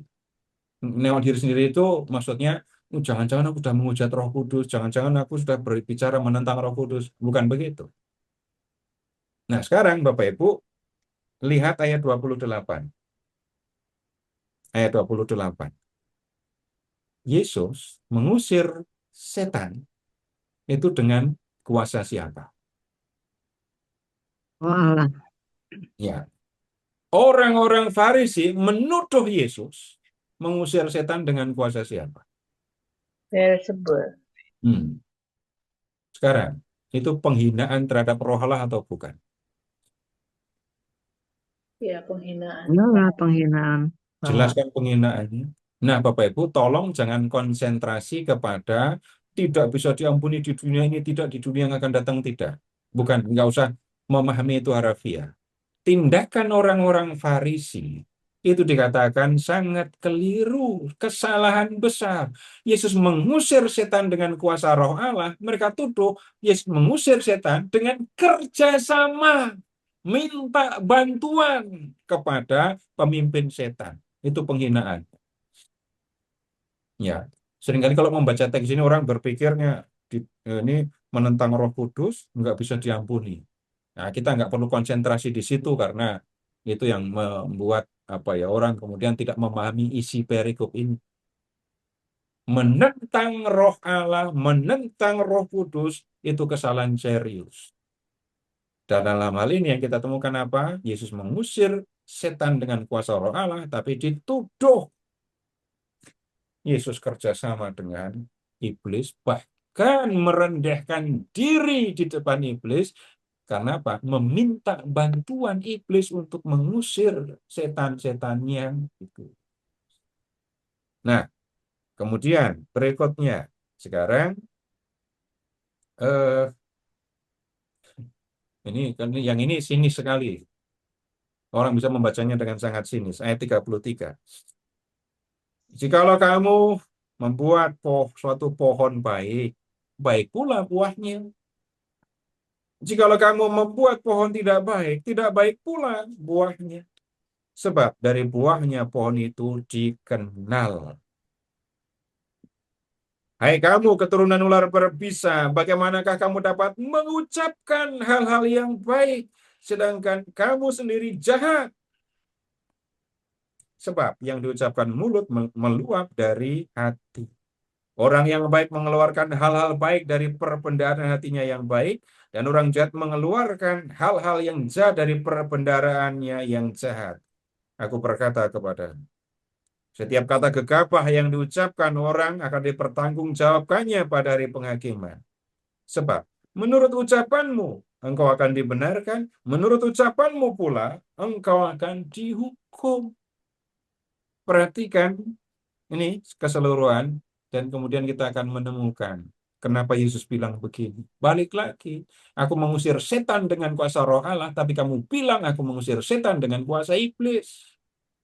Omonganmu jahat. Kenapa kamu ngomong jahat? Karena hatimu jahat. Isi hatimu buruk, maka yang keluar dari mulutmu jahat. Nah, kemudian lihat ayat 38 sekarang. Pada waktu itu berkatalah beberapa ahli Taurat dan orang Farisi kepada Yesus. Ahli Taurat dan orang Farisi. Orang Farisi itu awam ya, bukan imam, tapi mereka fanatik dengan agama Yahudi, fanatik dengan hukum Taurat, fanatik dengan tradisi nenek moyang. Ahli Taurat itu datang dari kalangan orang Farisi. Memang mereka ahlinya dalam hal Taurat. Mereka lebih tinggi dalam hal ilmu agama daripada para rabi. Nah, mereka berkata kepada Yesus, Guru, kami ingin melihat suatu tanda dari engkau. Kami ingin melihat suatu tanda dari engkau. Sudah banyak mukjizat dibuat oleh Yesus, mereka lihat, tapi mereka tidak melihat itu sebagai tanda. Mereka hanya melihat Yesus mengusir roh jahat. Murid-muridku juga mengusir roh jahat, sama, nggak ada bedanya. Yesus menyembuhkan orang sakit, para tabib juga menyembuhkan orang sakit, nggak ada bedanya gitu. Di mata ahli Taurat dan orang Farisi. Maka mereka minta tanda yang menunjukkan bahwa Yesus datang dari surga, apa yang diucapkannya benar dan bisa dipercaya. Jawab Yesus kepada mereka, generasi yang jahat dan tidak setia ini menuntut suatu tanda. Tetapi kepada mereka tidak akan diberikan tanda selain tanda Nabi Yunus. Apa maksudnya tanda Nabi Yunus? Lihat kalimat berikutnya. Seperti Yunus tinggal dalam perut ikan 3 hari 3 malam lamanya, 3 hari 3 malam, demikian juga anak manusia akan tinggal dalam rahim bumi 3 hari 3 malam. Jadi yang dialami oleh Yesus nanti akan seperti yang dialami oleh Yunus, bandingannya begitu. Yunus ada di dalam perut ikan 3 hari, 3 malam. Kemudian Yesus dikatakan akan ada dalam rahim bumi, ya, 3 hari, 3 malam. Ini kan bicara tentang Yesus yang mati dan kemudian bangkit. Apakah itu cukup untuk membuat mereka percaya? Tunggu dulu. Kemudian, ini kan Yunus. Bapak Ibu tolong ingat-ingat, Yunus itu diutus oleh Tuhan untuk pergi ke kota mana? Niniwe. Niniwe, ya. Niniwe itu ibu kota dari kerajaan Asyur. Ya, sekarang ayat 41. Pada waktu penghakiman, orang-orang Niniwe akan bangkit bersama generasi ini. Orang-orang Niniwe akan bangkit bersama generasi ini. Dan menghakimi mereka. Menghakimi generasi ini. Kenapa? Sebab orang Niniwe bertobat ketika mendengar pemberitaan Yunus. Dan sesungguhnya yang ada di sini lebih daripada Yunus. Jadi orang Niniwe itu mendengar berita seruan dari Yunus, mereka tobat. Yang datang ke hadapan kalian, memberitakan tentang kerajaan surga, membuat mukjizat itu lebih besar daripada Yunus. Tapi bagaimana reaksi kalian? Enggak percaya, enggak bertobat. Maka nanti orang-orang Niniwe yang akan menghakimi kalian. Nah, kemudian berikutnya lagi. Pada waktu penghakiman, Ratu dari Selatan akan bangkit bersama generasi ini dan menghakimi mereka juga. Sebab Ratu ini datang dari ujung bumi untuk mendengarkan hikmat Salomo, dan sesungguhnya yang ada di sini lebih daripada Salomo. Ratu dari Selatan, ya, bukan Ratu Pantai Selatan. Nah, Ratu dari Selatan itu siapa? Kalau di kitab Raja-Raja, dia adalah Ratu Sheba. Jangan-jangan Bapak Ibu lebih akrab dengan Bilqis lagi. Ratu Bilqis, orang lain menyebutnya begitu. Nah, orang asing. Kemudian orang ini mendengar hikmat Salomo, datang ke Yerusalem, bawa banyak persembahan. Nah, kemudian sekarang yang datang kepada kalian itu lebih besar daripada Salomo. Tapi apa yang kalian lakukan? Menolak untuk percaya. Kemudian, ini juga Bapak Ibu agak repot, agak sulit memahaminya, tapi pasti bisa dipahami. Ayat 43, masih ngomongin tentang roh jahat tadi, ya. Apabila roh jahat keluar dari seseorang, ia mengembara ke tempat-tempat yang tandus, mencari perhentian, tetapi tidak menemukannya. Lalu ia berkata, aku akan kembali ke rumah yang telah kutinggalkan itu. Ia pun pergi dan mendapati rumah itu kosong, bersih tersapu, dan rapi teratur. Lalu ia keluar dan membawa 7 roh lain yang lebih jahat daripada dia. Mereka masuk dan tinggal di situ. Akhirnya keadaan orang itu lebih buruk daripada keadaan yang semula. Demikian juga akan berlaku atas orang-orang yang jahat ini. Membaca teksnya, Bapak Ibu, bisa dipahami kan? Roh jahat keluar dari seseorang. Lalu roh jahat itu mengembara ke tempat-tempat yang tandus. Nyari apa? Nyari perhentian. Tapi nggak ketemu. Terus apa yang dilakukan? Dia kembali ke rumah yang kutinggalkan. Maksudnya, kembali kepada orang yang dia pernah tinggali. Kemudian, rumahnya ini kosong. Jadi orang itu nggak punya perlindungan apa-apa sama sekali. Apa yang dilakukan roh jahat? Pergi lagi, ngajak temannya berapa? 7. Akibatnya, orang itu akan menjadi lebih buruk keadaannya daripada semula. Karena yang sebelumnya menguasai dia cuma 1, yang sekarang menguasai dia 8. 1 bahwa 7. Bapak Ibu, apa yang dimaksudkan oleh Yesus ini? Ini keadaan ketika orang-orang jahat, orang-orang Farisi tadi mengusir roh-roh jahat. Mereka bisa mengusir roh jahat? Iya, bisa. Roh itu pergi dari orang itu, kemudian rohnya pergi, nyari perhentian, nyari tempat tinggal, nggak dapat, balik lagi, oh rumahnya kosong. Orang itu nggak ada yang jagain, nggak ada yang lindungi, nggak ada yang tinggal di situ. Nah, kemudian dia keluar lagi, nyari teman, 7 rohnya, 7 roh jahat, tambah 1 kan, masuk ke dalamnya. Keadaannya lebih buruk. Orang-orang Farisi mengusir setan, tapi tidak membuat keadaan orang itu menjadi lebih baik, melainkan lebih jahat. Beda dengan Yesus. Yesus mengusir setan dengan kuasa Roh Allah. Maka setelah setan diusir, pribadi orang ini tetap dijaga oleh Roh Allah. Maka kalau sudah roh jahat tadi sudah pergi, mau balik, tidak akan bisa. Kenapa? Roh Allah ada di dalam diri orang ini tadi.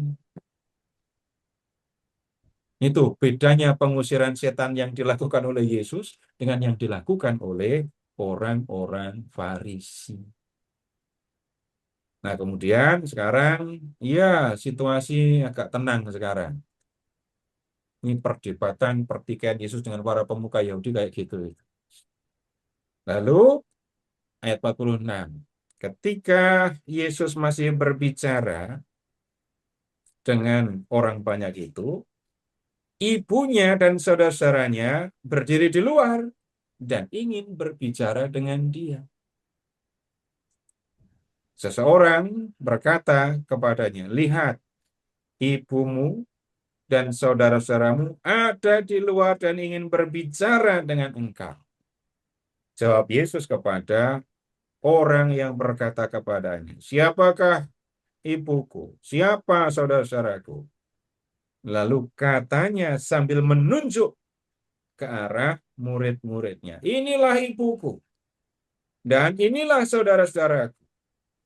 Sebab siapa saja yang melakukan kehendak Bapa di surga, dialah saudaraku laki-laki, dialah saudaraku perempuan, dialah ibuku." Nah, Bapak, Ibu, saudara-saudara semua, ketika membaca teks ini, ada yang kemudian mengatakan ucapan Yesus ini menunjukkan penolakan Maria sebagai ibu Yesus. Orang Katolik gak akan terima, tapi bagaimana kita harus membaca, memahaminya. Kalimat ini bukan penolakan terhadap keibuan Maria. Bagaimanapun secara biologis ya, Maria itu ibu Yesus, itu jelas.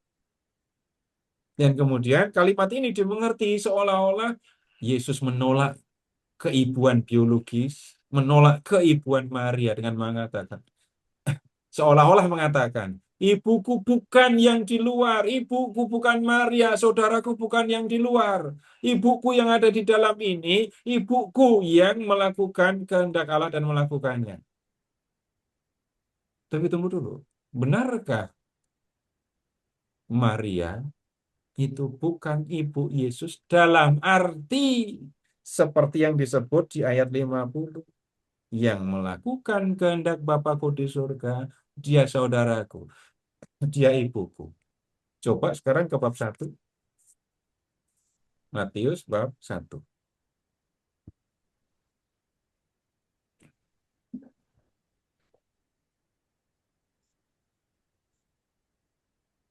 Ayat 18.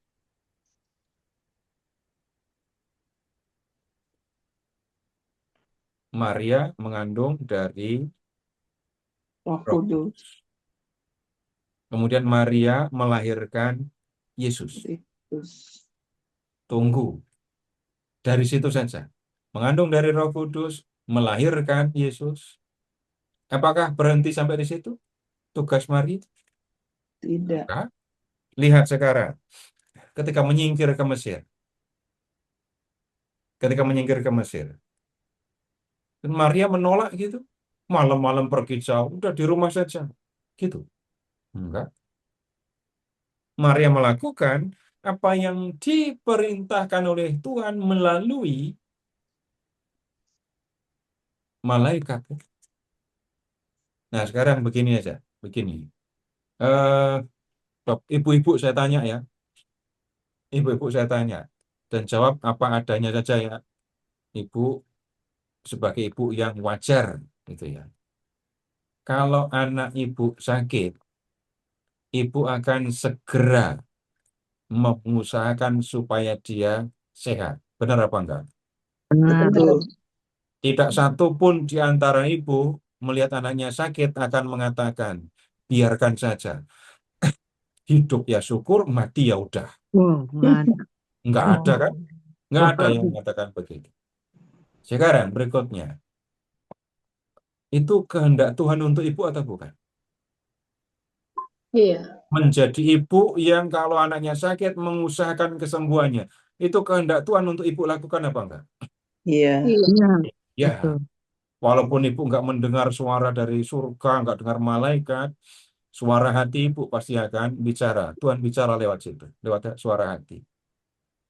Kalau anak ibu mau disakiti, bahkan dibunuh orang, apa yang akan ibu lakukan? Lawan. Pasti dibela. Satu, Bela melindungi. melawan. Dua, melawan. Kalau nggak bisa melawan, ya menghindari. Lihat yang dilakukan Maria ketika anaknya diancam akan dibunuh oleh Herodes. Hmm. Nah, itu yang tertulis di teks. Jelas Tuhan menghendaki supaya Maria menjaga Yesus, melindungi Yesus, menghindarkannya dari ya bahaya. Hanya berhenti sampai di situ? Enggak. Tidak. Sekarang pakai bahasa yang biasa saja yang seringkali saya sampaikan. Seorang anak itu bisa hidup mandiri tanpa bantuan ibunya itu sampai umur berapa? Jadi seandainya anak ini ditinggalkan ibunya umur 2 tahun bisa hidup sendiri? Tidak. 2 tahun, 2 tahun ya. Tidak. Nah, kalau Tarsan itu umur berapa kok ditinggalin ibunya itu? Oh, iya. Tapi kan punya ibu lain dia ya. Ya. Ya, gorila. Iya. Jadi orang tidak bisa mengatakan Maria menjadi ibu Yesus, melahirkan Yesus, itu bukan karena kehendak Allah. Orang tidak bisa mengatakan Maria sekedar melahirkan, entah Yesus itu siapa. Tidak bisa. Tuhan atau Bapa menghendaki Yesus lahir dari Maria, yang ada dalam keadaan bertunangan dengan Yusuf tadi. Kemudian Maria menjaga Yesus, menjadi ibu Yesus. Ngajari bicara, ngajari makan, ngajari bertindak begini, begitu, dan seterusnya. Sehingga orang tidak bisa mengatakan, Maria cuma ibu biologis. Atau tidak bisa orang mengatakan, teks yang kita baca ini tadi adalah penolakan terhadap Maria. Sama sekali bukan. Padahal, karena apa? Yang terjadi justru sebaliknya. Maria justru menjadi contoh dari orang yang melakukan kehendak Bapakku di surga. Nah, yang ini tolong diperhatikan ya. Ini maksud saya diperhatikan itu bukan karena Bapak Ibu nggak memperhatikan, tapi dalam teks ini jangan pernah mendengar orang mengatakan, jangan pernah mau percaya orang mengatakan ini penolakan terhadap Maria. Enggak. Justru di sini kita menemukan Maria menjadi contoh dari orang yang melakukan kehendak Bapa. Kalau mau menjadi saudara Yesus, maka tahu sekarang apa yang harus dilakukan. Lakukan kehendak Bapa, karena Yesus pun melakukan yang dikehendaki oleh Bapa. Bisa juga kita mengatakan, Yesus memperluas hubungan ibu, anak, dan saudara ini bukan hanya hubungan biologis, hubungan darah. Lebih luas. Kenapa? Setiap orang yang melakukan kehendak Bapa seperti aku, maka dia adalah saudaraku, dia adalah ibuku. Nah, yang harusnya dilakukan oleh orang-orang yang mendengarkan Yesus, ya seperti yang disebut oleh Yesus ini. Melihat, kemudian percaya kepada Yesus, dan melakukan apa yang dikehendaki oleh Bapa. Nah, dari semua ini tadi Bapak Ibu, ada beberapa hal yang kita perlu perhatikan untuk kita pelajari dalam hidup kita sekarang ini. Urutannya, melihat, percaya, dan kemudian melakukan apa yang dikehendaki oleh Yesus. Bertobat itu tadi ya. Nah, kemudian begini, kenapa kita perlu memperhatikan yang seperti ini? Bapak Ibu, ya ini nasib saya karena baptis bayi ya. Saya belum melihat, tapi kemudian dari kecil diajari untuk percaya. Diajari untuk percaya. Diajari untuk percaya itu bagaimana? Yang saya alami dulu, ya buku-buku untuk belajar, diajari berdoa tentu sebelumnya. Dan kemudian dalam perjalanan waktu baru mengalami berbagai macam hal yang mendukung, mendorong saya untuk tetap percaya. Jadi awalnya yang baptis bayi ya, diajari untuk percaya, diajari hidup sebagai orang yang percaya. Mengalaminya, melihatnya belakangan. Karena ketika baptisan bayi, iman yang dimiliki bukan iman si bayi, tapi iman bapak ibunya kan. Nah, pengalaman akan Tuhan itu yang menolong kita untuk tetap percaya, untuk menjadi semakin percaya. Di samping pengetahuan ya, pengetahuan dan seterusnya jelas itu perlu untuk percaya. Tetapi yang saya minta Bapak Ibu perhatikan, pengalaman perjumpaan dengan Tuhan itu yang harusnya membuat kita menjadi semakin percaya. Bagaimana pengalaman akan Tuhan itu? Bapak Ibu silahkan mengingat yang sederhana tapi jangan-jangan banyak sekali. Mulai dengan doa permohonan. Kak. Sekarang, ada nggak doa Bapak Ibu yang dikabulkan oleh Tuhan? Banyak. Iya, Ada nggak yang tidak dikabulkan? Ada. ada. Ketika doa tidak dikabulkan, kemudian menjadi lebih dekat dengan Tuhan atau menjauh dari Tuhan? Atau sama saja? Lebih dekat. Bisa dua-duanya, Pak. Bisa dua-duanya. Ketika merasa Tuhan tidak mengabulkan, berarti Tuhan tidak memperhatikan saya. Kalau begitu ya udah saya menjauh dari Tuhan. Tapi ketika saya mengatakan kalau Tuhan tidak memenuhi yang saya minta, Tuhan sebenarnya pengen apa dari aku atau pengen aku bagaimana? Itu akan membuat kita lebih dekat dengan Tuhan. Lalu bisa jadi kepada kita akan ditunjukkan macam-macam. Aku tidak memberikan kamu ini, tapi ini yang aku kehendaki, ini yang aku berikan kepadamu. Berikutnya, ada enggak yang diberikan oleh Tuhan kepadaku tanpa aku memintanya? Banyak. Banyak. Itu yang paling Banyak. banyak, jauh lebih banyak. Betul. Termasuk yang pernah saya berikan sebagai contoh. Bapak Ibu pernah enggak minta kepada Tuhan supaya bisa tersenyum? Malah tertawa. Atau pernah nggak minta kepada Tuhan untuk membuat aku tertawa? Nggak semua pernah itu, tapi bisa orang sampai ke level itu. Bisa. Nggak pernah minta, tapi dikasih. Dan seterusnya dan banyak lagi. Pengalaman akan Tuhan yang seperti ini jelas akan menolong kita untuk tetap percaya, lebih percaya kepada Tuhan. Ini baru pengalaman yang sederhana, pengalaman yang biasa. Tapi ada juga pribadi-pribadi yang mengalami pengalaman akan Tuhan yang nggak biasa. Nggak biasa. Dan kemudian hanya saya yang tahu, hanya saya yang mengalami, dan aku percaya sungguh-sungguh orang mau percaya kepada omonganku apa enggak, aku enggak peduli. Nah, pengalaman yang lebih kuat, silahkan Bapak Ibu periksa diri sendiri, periksa pengalaman pribadi. Ada enggak pengalaman yang membuat aku enggak akan pernah bisa lepas dari Tuhan? Minimal ngomong begitu dulu. Tapi kemudian ya bisa jadi orang mengalami goncangan, mengalami gangguan, iya. Tapi pengalaman yang nggak akan pernah bisa dilupakan, yang pengalaman yang kalau saya ingat, nggak akan aku jauh dari Tuhan. Maksud saya untuk contoh ya, untuk contoh. Tapi mungkin Bapak Ibu punya contoh yang lain, nanti silahkan diperiksa. Eh, ya saya pernah cerita sebenarnya ya. Saya pernah nggak percaya kepada Tuhan. Saya pernah tidak percaya kepada Tuhan atau menolak untuk percaya kepada Tuhan, bukan karena tidak merasa Tuhan sayang sama saya dan seterusnya, tapi karena saya kebanyakan belajar. Belajar apa? Dulu belajar teori evolusi, belajar Marxisme, ateisme, saya pelajari semua, akhirnya bingung sendiri. Oh ya kesimpulannya nggak perlu ada Tuhan, Tuhan nggak ada gitu.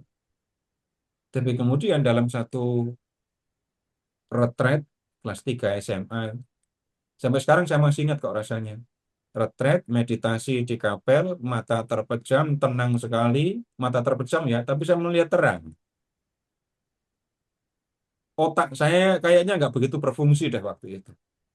Karena yang berfungsi itu hati, yang seperti, itu yang sulit menggambarkannya. Benar-benar hati yang sangat, yang bisa dikatakan kuat. Saya pengen lagi ngalami begitu, sampai sekarang belum pernah mengalami lagi. Hati sangat aktif dan sangat kuat, dan kemudian mengalami kegembiraan yang belum pernah saya rasakan, dan sesudahnya pun saya nggak pernah rasakan.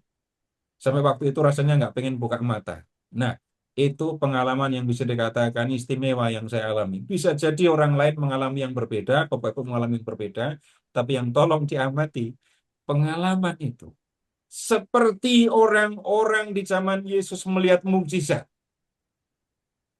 Ya, jangan sampai kemudian menjadi tidak percaya lalu menolak Yesus. Aku mengalami perjumpaan pribadi dengan Tuhan, aku menjadi semakin percaya kepada Yesus, dan itu menolong aku untuk hidup mengikuti yang dikehendaki oleh Yesus.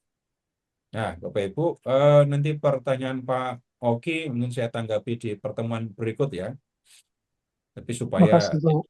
ya, kemudian ya cukup untuk malam hari ini. Untuk pertemuan berikut, silahkan membaca, enggak panjang ini ya, 13, yuk baca aja seterusnya deh. Ya. Baca aja mati sebanyak-banyaknya. Ya, begitu dulu Bapak Ibu. Terima kasih. Selamat malam. Silahkan Pak Ferry. Baik, terima kasih Mas Seto. Bapak Ibu, marilah kita akhiri pertemuan kita pada malam hari ini dengan berdoa kepada Tuhan. Dalam nama Bapa dan Putra dan Roh Kudus. Amin. Amin. Ya Allah Bapa kami bersyukur atas Roh Kudus yang Kau sampaikan kepada kami sehingga membantu kami memahami firman-Mu. Engkau telah menunjukkan kepada kami, telah mengingatkan kepada kami untuk bertobat dan percaya kepadamu melalui ajaran dan teguran yang disampaikan oleh Yesus Putramu. Bantulah kami untuk semakin percaya kepadamu melalui ajaran dan teguran yang boleh kami terima pada malam hari ini. Kiranya pengalaman hidup kami juga semakin membantu kami untuk percaya kepadamu.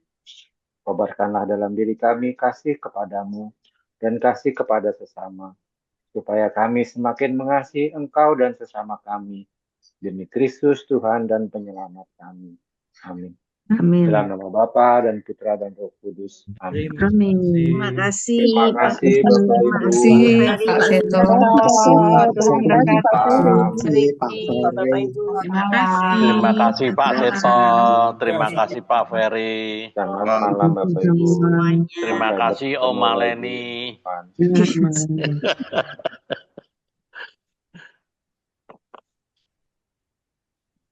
Pamit ya.